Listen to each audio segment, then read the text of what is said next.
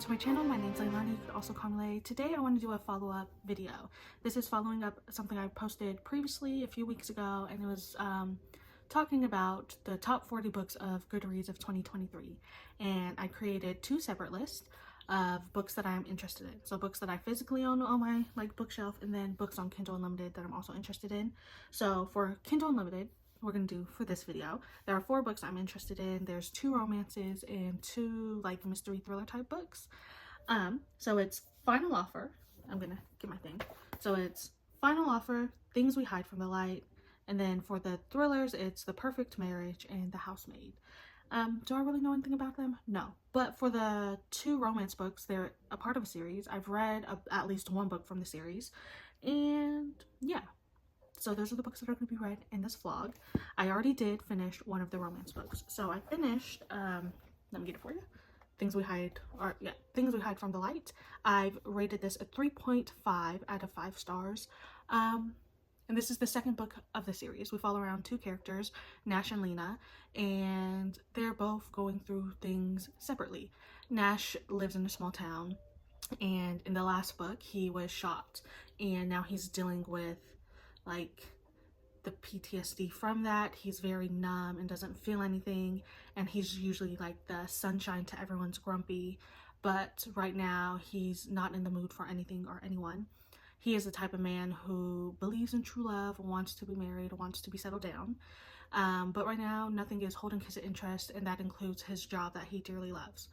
The second person, Lena, is temporarily in the small town. She is best friends with Nash's brother Knox, and that is her reasoning to being in the town. But realistically, she is a what is she? She's an insurance investigator.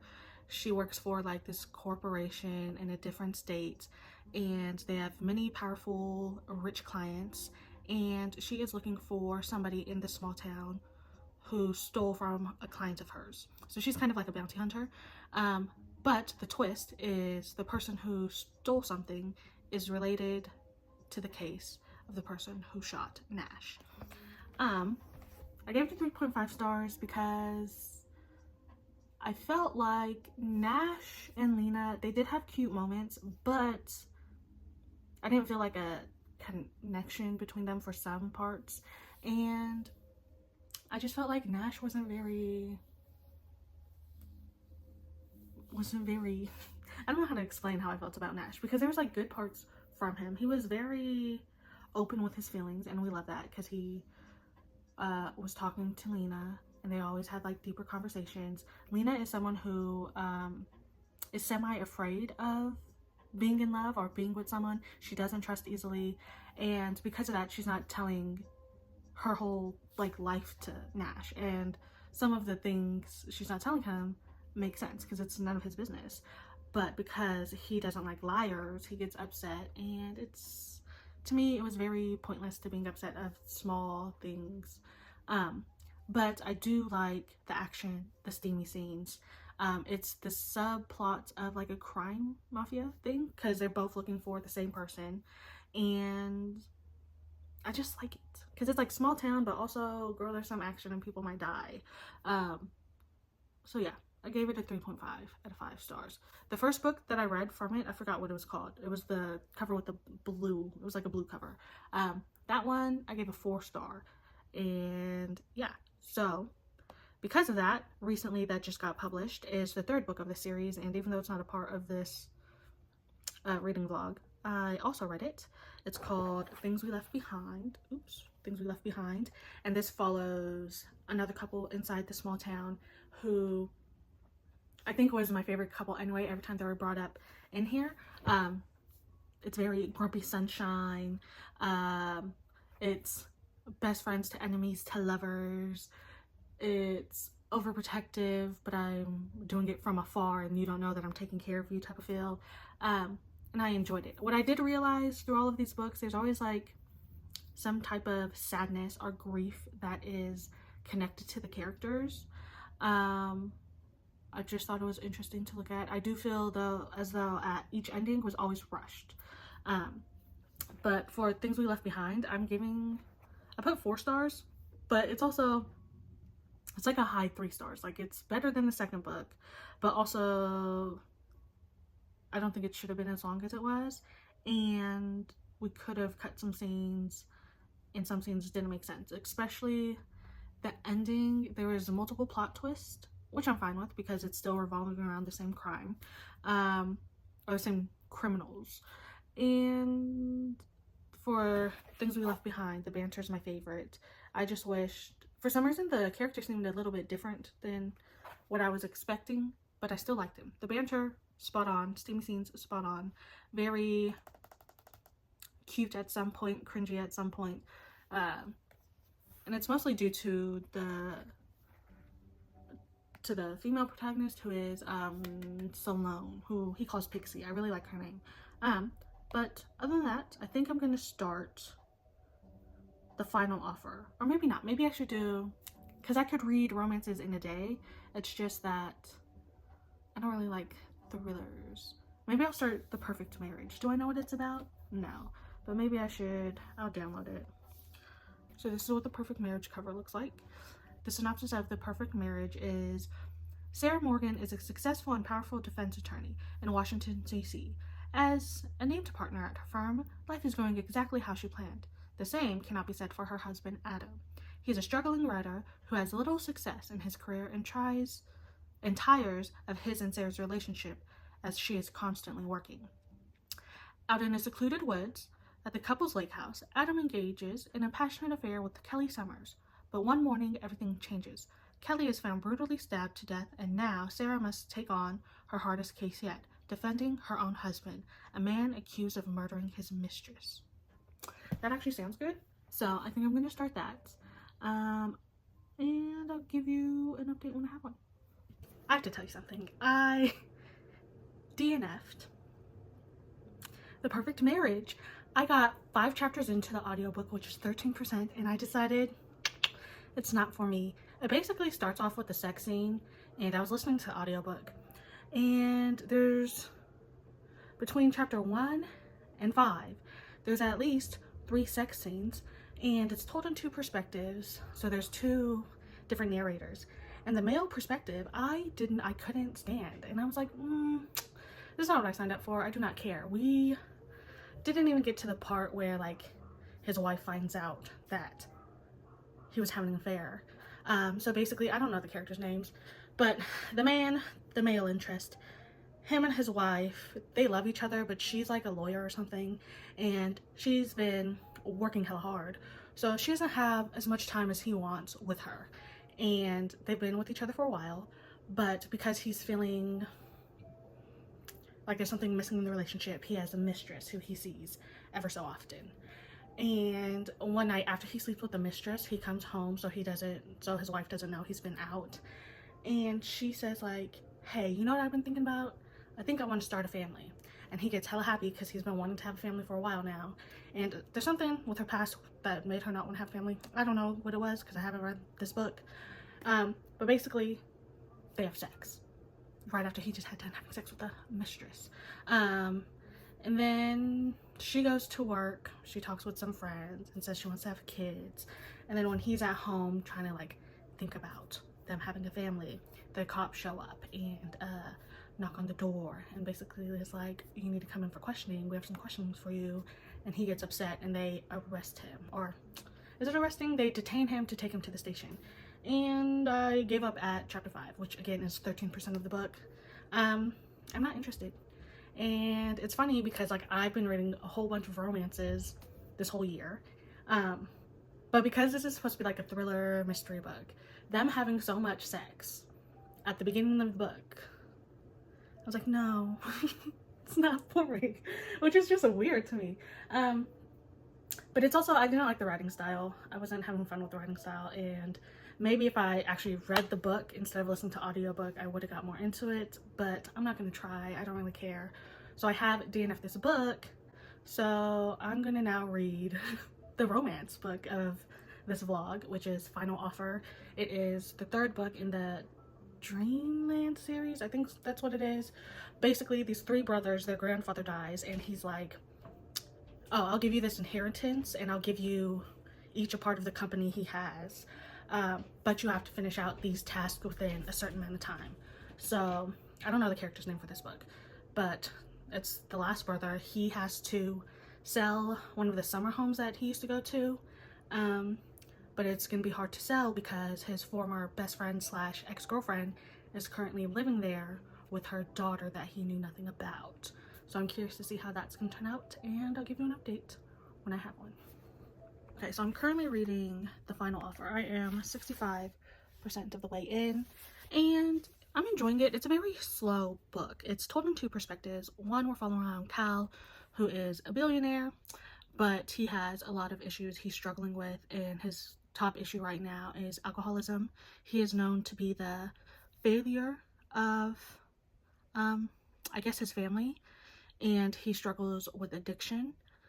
For his part of the inheritance for him to get, he has to sell this home that he grew up in every summer, and he hasn't been there for the last 6 years, because 6 years ago he was in a relationship with one of his best friends, and it didn't end well, and he basically was told never to come back, and he was respecting her wishes and decided not to come back until his grandfather put in the will that he has to sell this place. Alana that she goes by, is currently residing in this place, and she's been staying there for at least, I want to say, a few years. She has a daughter who's 5, and they both have to compromise because they're both co-owners of this place. So they have to compromise a deal, because he has to sell the house by the end of summer to get his inheritance, but he can't tell anybody, and she just needs a place to stay. So the deal they came up with was to fix the house and to get as much money as possible, and Cal was like, I'll give you all of the money, because he wants her to fulfill her dreams and any dreams that she has for her daughter, Cammie.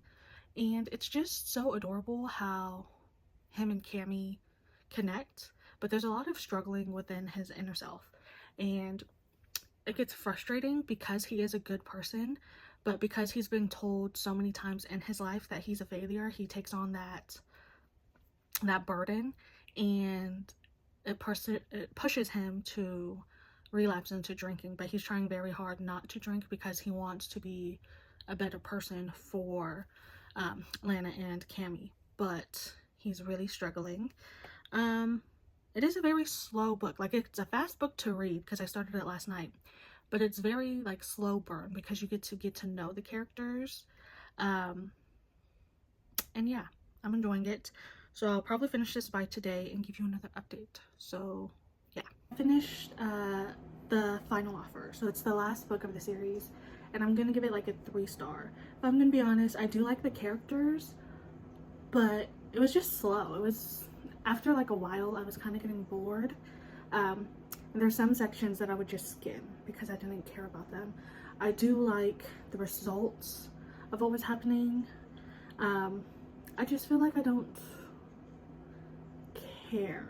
Like, I feel like in a week I'm probably gonna forget the story, which sucks, because I do like that Cal and Cammie are very close. That's the little girl, and I like how he treats her. He's a very good father figure, and I like that he is able to see that when he messes up, it's not on anybody else, it's on himself, and that's why it's so hard for him to stop drinking. It's because he agrees with everyone for the negative stuff about him. He just has trouble loving himself.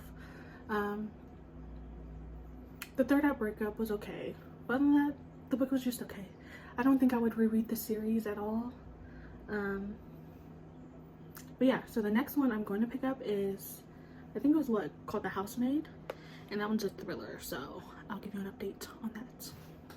Okay, so I finished The Housemate, and I was listening to it with my friend while she was doing her hair and I was just covering. This is a good book to listen to if you need someone to talk shit with, to validate your feelings, because some of the stuff that happened in this book, like, girl, you know your ass should have left this house. You seen the warning signs, you seen the red flags, you had that feeling in your chest where you're like, I'm uncomfortable, I need to go, but you stayed. This book was so infuriating, okay? It was infuriating, and I'm gonna be honest with you, I gave it a 2-star. Okay, a 2-star. On Goodreads, I think this is sitting at like a 4.20 something, I think. And No. No. Let me just tell you, I'm a little bit irritated with this book. This is told in two perspectives. There are 3 parts. First part, we follow around Millie, who has been in prison since she was a teenager. You don't find out why until very later on into the book, but she's been out on parole for about a year now. And also she's 27. I think she entered prison 16, 17. So she's like 27, 28 years old. She's been on parole for about a year. She just got fired from her job. And she's looking for a new job. She's homeless. She's staying in her car. She finds this opportunity, this ad that's like, we need a housemate. And you get a lot of money. You also get to stay inside of the house. She goes to the interview. She aces the interview. What they need is someone to cook, clean, and watch this bratty little kid named Cece, okay? So when she gets hired, the first day, the wife, Nina, decides to, show around the building. Big house, many rooms, many bathrooms. Do you know where Millie gets to stay? She gets to stay upstairs in the attic, which is small, which is dainty, which is dirty. The doorknob of the door, it locks on the outside, so someone could lock you inside of this room. And then also, the window, small, painted over, so there's no way for you to open up this window. In her mind, she's like, that seems sketch, but you know what? I need the money. Again, first day.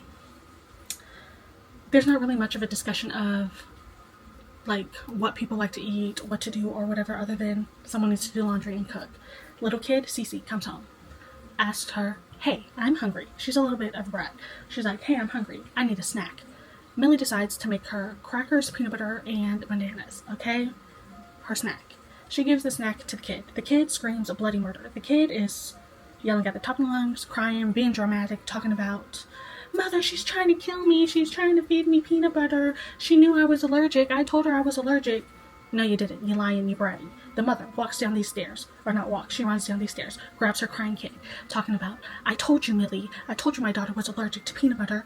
Why did you do that? Millie, shocked, okay? Duh, when did this mother say this stuff? Never. Never gaslit. Millie decides to take it upon herself to apologize. Say, oh my god, I'm so sorry. It was my fault, girl. No, it wasn't. Nobody told you anything. But she's like, I don't want to cause any problems. I need this job. So she goes about her day. Throughout this part 1 session, there's a lot happening. Okay? 1, the kid's annoying. 2,